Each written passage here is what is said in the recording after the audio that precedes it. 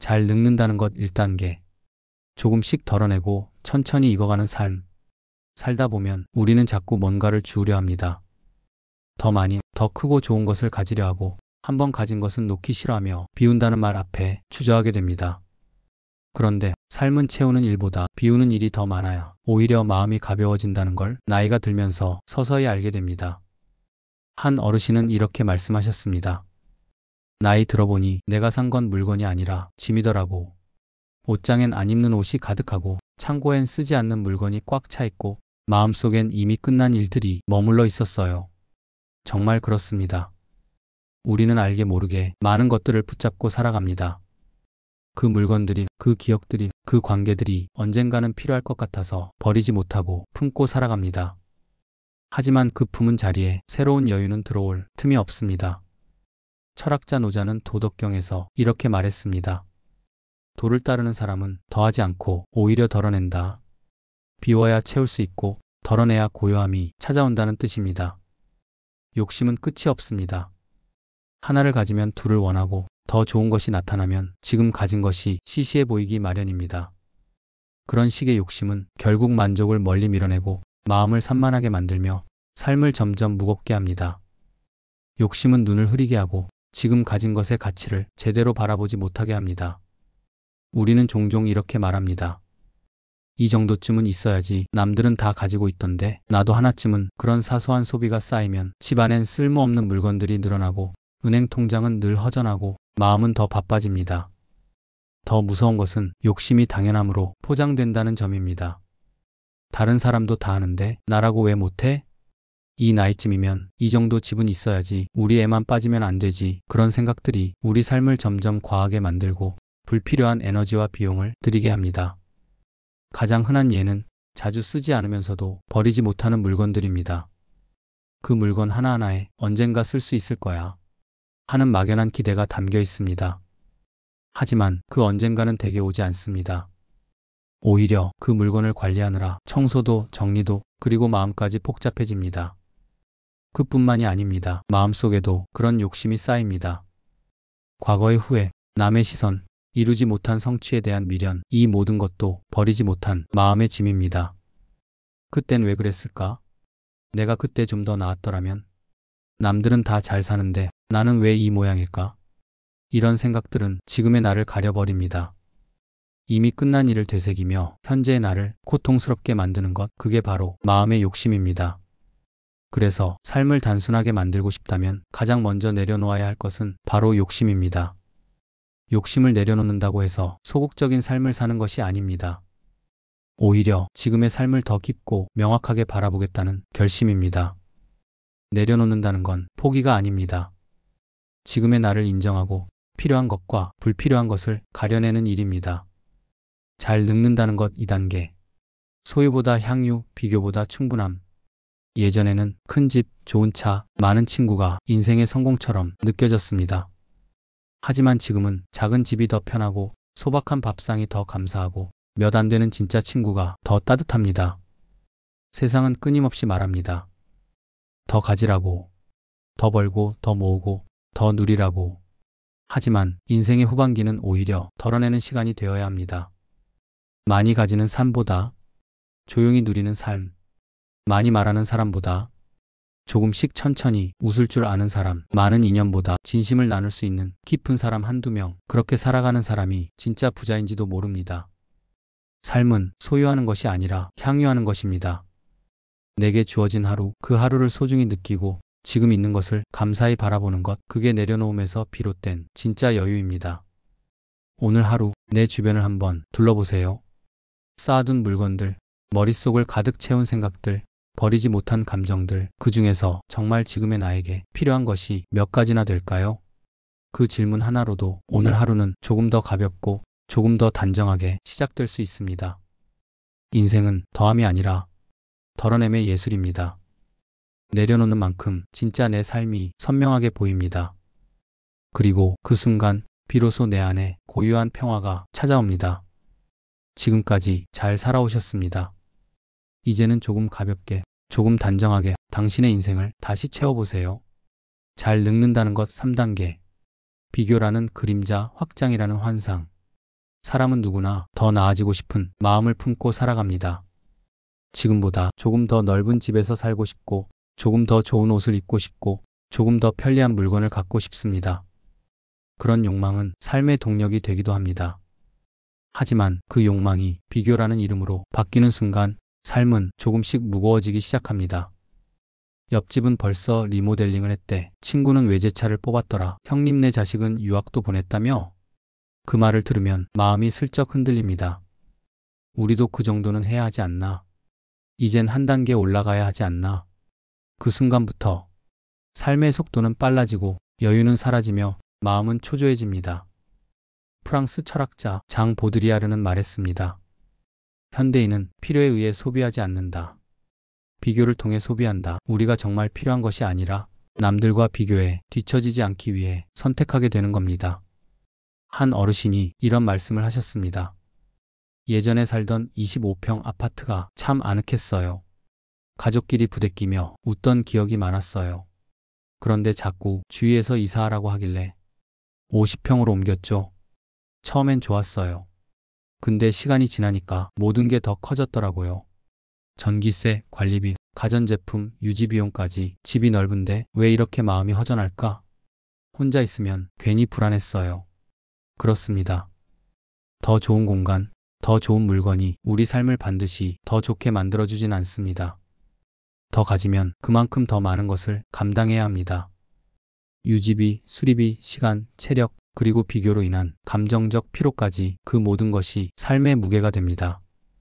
무엇보다 무서운 건 그런 확장이 한번 시작되면 쉽게 멈추기 어렵다는 사실입니다. 25평에서 50평으로, 작은 차에서 큰 차로, 그 다음엔 단독주택으로, 늘 지금보다 조금 더 나은 것을 향해 나아가지만 그 안에 진짜 내 삶은 점점 보이지 않게 됩니다. 진짜 행복은 크기에서 오지 않습니다. 오히려 이 정도면 충분하다. 그 감각에서 시작됩니다. 그 마음이 있을 때 비로소 공간과 물건이 삶의 도구가 됩니다.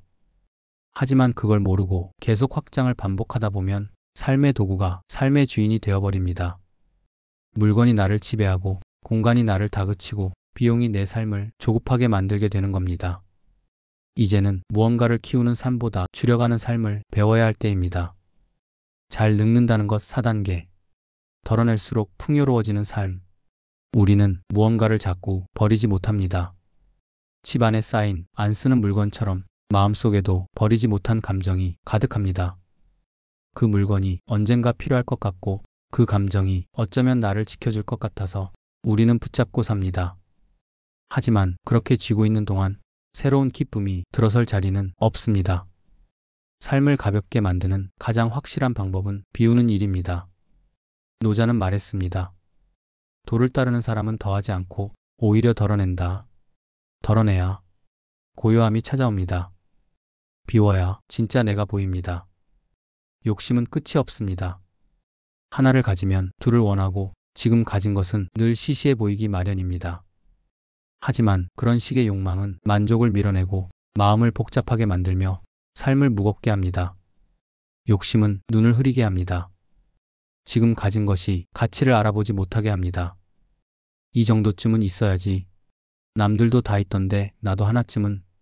그렇게 시작된 사소한 소비는 삶의 구석구석을 차지해 갑니다. 그리고 마음은 더 바빠지고 은행 잔고는 늘 비어만 갑니다. 더 무서운 건 그 욕심이 당연함으로 포장된다는 사실입니다. 이 나이쯤이면 이 정도 집은 있어야지. 애들도 다 학원 보내는데 우리 아이만 빠지면 안 되지. 이런 생각들은 우리를 점점 더 과하게 만들고 불필요한 에너지와 비용을 소모하게 만듭니다. 가장 흔한 예는 안 쓰는 물건을 버리지 못하는 일입니다. 그 안엔 언젠가 쓸 수 있을 거란 막연한 기대가 담겨 있죠. 하지만 그 언젠가는 대개 오지 않습니다. 오히려 그 물건을 관리하느라 청소도 정리도 마음도 복잡해집니다. 마음속에도 그런 욕심이 쌓입니다. 과거의 후회, 남의 시선, 이루지 못한 성취에 대한 미련, 이 모든 것도 버리지 못한 마음의 짐입니다. 그땐 왜 그렇게밖에 못했을까? 내가 좀 더 나았더라면? 남들은 잘 사는데 난 왜 이 모양일까? 그런 생각들이 지금의 나를 고통스럽게 만듭니다.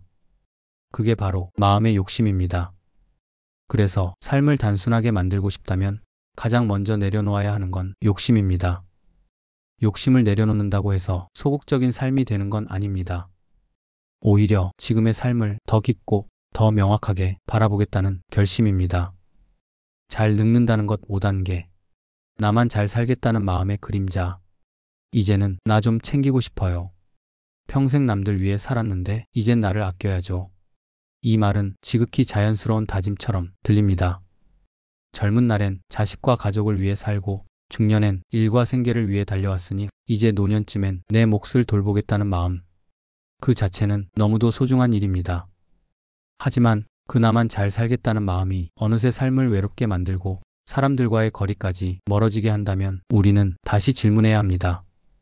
나는 지금 누구와 함께 살아가고 있는가? 사람은 혼자 살아갈 수 없습니다. 밥을 함께 먹고 마음을 나누고 작은 것이라도 같이 해나갈 때 비로소 살아있다는 감각을 얻습니다. 잘 산다는 건 통장에 얼마가 있느냐보다 곁에 진심을 나눌 사람이 있느냐에 달려 있습니다. 한 어르신은 이렇게 말씀하셨습니다. 노년의 외로움이 무서운 이유는 그게 깊은 병이 되기 때문이에요. 사람 소리가 안 들리고 눈 맞추는 대화가 없고 내가 누구와 함께 있다는 느낌이 사라질 때 삶의 의욕도 같이 사라지더라고요. 우리는 너무 오래 경쟁의 시대를 살아왔습니다. 남보다 앞서야 하고 비교 속에서 자존감을 지켜야 하고 가진 것을 지켜내야 한다고 배워왔습니다. 하지만 노년은 그 모든 경쟁에서 조금씩 벗어날 수 있는 시기입니다. 더 이상 남보다 잘 보일 이유도 없고 더 뛰어난 사람을 부러워할 이유도 없습니다. 무언가를 지켜내느라 애쓸 필요도 없습니다. 이제는 혼자가 아니라 함께 살아가는 방식을 배워야 할 때입니다. 함께 산다는 건 큰 것을 나누는 게 아닙니다. 이웃과 반찬을 나누고 지인과 커피 한 잔을 마시고 동네 마실을 함께 나가고 가끔 안부 문자를 주고받는 일. 그런 일상적인 교류가 우리를 외롭지 않게 만들어줍니다. 나눔은 거창하지 않아도 됩니다. 내가 가진 작은 물건 하나, 내 시간 조금, 따뜻한 말 한마디, 그걸 나눌 수 있는 마음이 내 삶을 훨씬 따뜻하게 만들어줍니다. 어느 70대 어르신은 오랜만에 동네 작은 공동 텃밭을 열었습니다. 혼자 심던 고추와 상추를 동네 어르신들과 함께 나눠 심기 시작했죠. 누구는 물을 주고, 누구는 벌레를 잡고, 누구는 김장을 담가 나누었습니다. 그 어르신은 이렇게 말했습니다. 예전엔 밭에 혼자 있는 시간이 좋았어요. 근데 요즘은 누군가랑 같이 일하고 수확물을 자랑하고 밥 한 끼 먹는 시간이 더 값지게 느껴져요. 그렇습니다. 혼자보다는 같이 할 때 삶은 덜 외롭습니다. 우리가 나이 들수록 정말 필요한 것은 더 많은 소유가 아닙니다. 더 깊은 관계입니다. 경쟁과 비교보다 연대와 협력이 필요한 때입니다. 지금 우리 주변에는 도움이 필요한 사람들이 많습니다.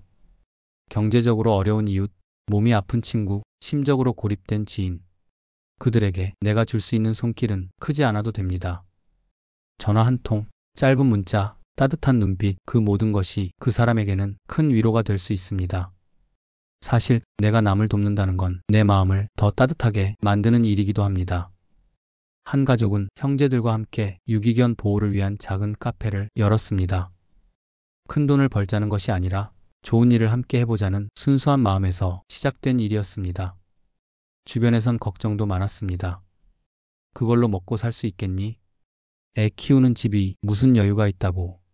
하지만 시간이 지나며 그 공간은 사람들을 모으고 기부를 부르고 서로의 마음을 따뜻하게 데워주는 장소가 되었습니다. 그 조카는 이렇게 말했습니다. 돈은 조금 벌어도 매일 웃으면서 살아요.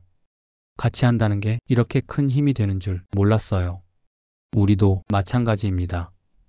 조금만 여유를 내면 누군가의 삶이 덜 외로워지고 나 역시 그 안에서 살아있음을 느낄 수 있습니다. 혼자만 잘 살겠다는 생각은 겉보기엔 단단해 보이지만 결국은 가장 약한 삶일지도 모릅니다. 서로 기대고 서로 도우며 서로의 삶에 작은 흔적을 남기는 것이 진짜 성숙한 인생입니다. 잘 늙는다는 것 6단계. 익어가는 삶, 고요함 속에 머무는 지혜. 나이 든다는 건 무언가를 잃어간다는 느낌을 줄 때가 있습니다. 젊음을 잃고 일할 수 있는 체력을 잃고 때로는 사람도 잃고 그만큼 삶의 색이 바래지는 듯한 조용한 상실감이 찾아오기도 합니다. 하지만 정말 그럴까요? 세월은 우리를 깎아내리는 시간이 아니라 천천히 물들어가는 시간일지도 모릅니다. 소리 없이 단풍이 물들고 말 없이 열매가 익어가듯 우리의 삶도 그렇게 조용히 아름답게 익어가는 중입니다. 노년에 이르러 무엇보다 조심해야 할 세 가지가 있습니다. 바로 과식, 과욕, 과말. 먹는 걸 줄이고 욕심을 줄이고 말을 줄이면 마음은 훨씬 더 편안해지고 사람들과의 관계도 더 부드러워집니다. 우리는 젊은 날엔 많이 먹고 많이 말하고 많이 가지려 했습니다. 하지만 나이 들수록 그 모든 것이 오히려 삶을 불편하게 만든다는 걸 깨닫게 됩니다. 몸에 맞지 않는 음식은 병이 되고 넘치는 말은 오해를 만들며 지나친 욕심은 관계를 어그러뜨립니다. 그래서 좋은 어른은 조금씩 줄이며 살아갑니다. 식사량도 줄이고 말도 줄이고 욕심도 내려놓고 그렇게 사는 사람이 어느새 가장 편안하고 가까이 있고 싶은 사람이 됩니다. 그런 어른의 존재는 주변에 잔잔한 평화를 줍니다. 조용히 있어도 그 사람만의 온기가 느껴지고 그 사람의 한마디가 하루를 따뜻하게 만들어줍니다. 한 자녀는 이렇게 말했습니다. 예전엔 아버지가 늘 큰 소리 치셨어요. 뭘 해도 간섭하고 자꾸 잔소리를 하니까 자연스럽게 거리를 두게 됐죠. 그런데 요즘은 아버지가 조용히 계세요. 그냥 고개 끄덕여주고 들어만 주세요. 그러니까 오히려 더 말하고 싶고 더 가까이 가고 싶더라고요. 그렇습니다. 잘 늙는다는 건 존재 자체가 편안해지는 것입니다. 나이 든 사람은 더 말해야 하는 존재가 아니라 더 들어주는 사람이 되어야 하고 더 앞서야 할 사람이 아니라 조용히 한 발 뒤에서 지켜볼 줄 아는 사람이어야 합니다. 인생은 결국 고요를 향해 가는 여정입니다. 그 고요 속에서 내 마음이 들리고 사람의 진심이 들리고 자연의 흐름이 보이기 시작합니다. 우리가 단풍을 아름답다고 느끼는 건 그 색이 크거나 화려해서가 아닙니다. 천천히 조용히 물들어가는 그 과정 자체가 우리를 감동하게 만들기 때문입니다. 우리 삶도 마찬가지입니다. 많은 것을 이루는 삶보다 깊게 익어가는 삶, 사람과의 관계도 세상과의 관계도 내 안의 감정도 천천히 숙성되어가는 그 시간 자체가 바로 인생의 가을입니다. 잘 늙는다는 것 7단계, 천천히 익어가는 삶, 나답게 늙는다는 것의 의미. 여러분, 혹시 요즘 무기력하거나 무언가 잃었다는 생각에 우울하신가요? 그렇다면 이렇게 스스로에게 말해보세요. 나는 지금 천천히 익어가는 중이다. 조금씩 예쁘게 물들어가고 있다. 그렇게 마음을 다잡고 오늘 하루를 조금 더 천천히 걸어보세요. 햇살을 느끼고 바람을 느끼고 내 걸음의 속도에 귀 기울이며 지금의 나를 그대로 받아들이는 시간, 그게 바로 잘 늙는 법입니다. 좋은 노년은 누구를 따라가는 삶이 아닙니다. 내 안에 조용한 기쁨과 나만의 평온을 찾아가는 삶입니다. 이제는 젊은 날의 다급함을 내려놓고 고요한 나의 속도로 살아가 보세요. 그 길 끝에서 우리는 더 단정하게, 더 고요하게, 더 아름답게 물들어 있을 것입니다. 이제는 젊은 날보다 더 단단해진 나를 만나기 위한 시간입니다. 욕심 대신 여백을, 비교 대신 나만의 기준을, 확장 대신 충분함을, 그렇게 익어가는 삶이 당신을 가장 따뜻한 모습으로 물들일 것입니다. 당신의 하루 한켠에 제가 머무를 수 있어 참 따뜻한 시간이었습니다.